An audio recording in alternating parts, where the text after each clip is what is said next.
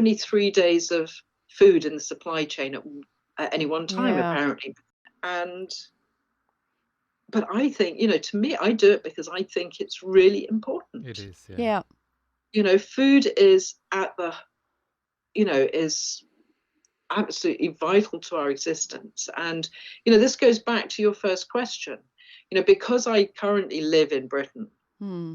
and we haven't had a war since the 1940s, and we've got an ocean around us, and we're a, developed nation, she said in inverted commas, because you can't see me making funny signs.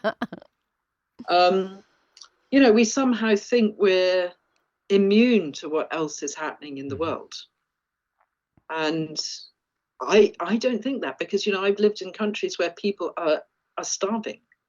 I've lived in countries where, if the rains fail, if the climate changes and the rains fail, people die. And, and I don't also take it for granted that there'll always be peace.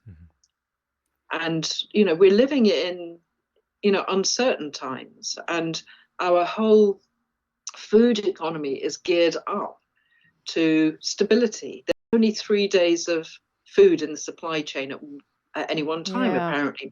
This just in time, though, I mean, it's hard to believe it's only 3 days. I did notice that when we had beast from the east, the little shops around me, I'm in sort of a rural area near the sort of central, very developed central belt.